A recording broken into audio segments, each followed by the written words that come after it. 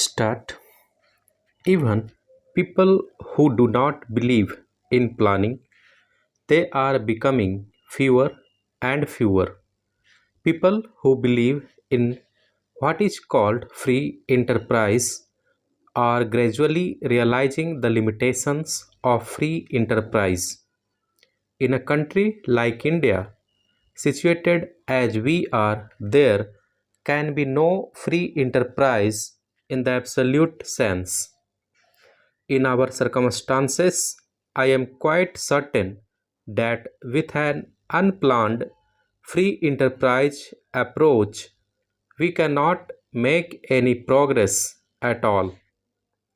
If there is any progress, it will be loop sided. We can put up factories here and there, but it will result only in riches here and greater poverty there.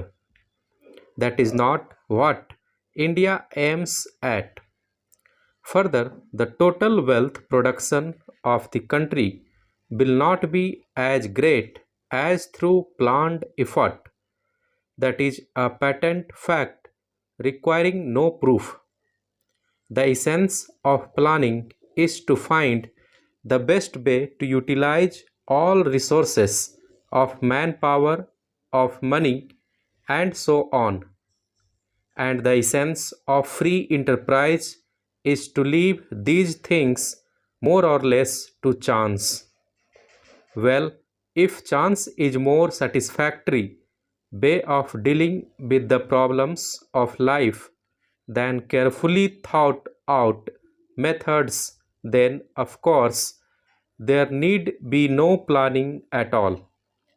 It means trusting to luck. It is the old idea of fate. This is no good. All over the world, the idea of planning is being appreciated more and more. For an underdeveloped country, particularly, planning is essential. It may not be so necessary in developed countries. They can perhaps do without it, but there is no other way but planning for an underdeveloped country like ours. Again, India is part of a region, South Asia, or a good part of Asia, which is more or less underdeveloped. As a matter of fact, even the progress and development of India necessitates the development of the countries around India. I do not mean to say that we cannot develop unless those countries also develop or that we should interfere with them. My point is that it is in our interest that other countries also develop.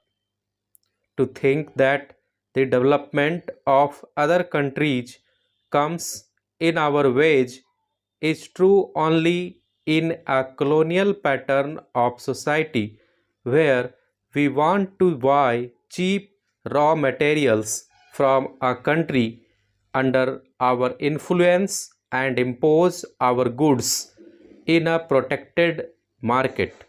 That does not apply to free countries.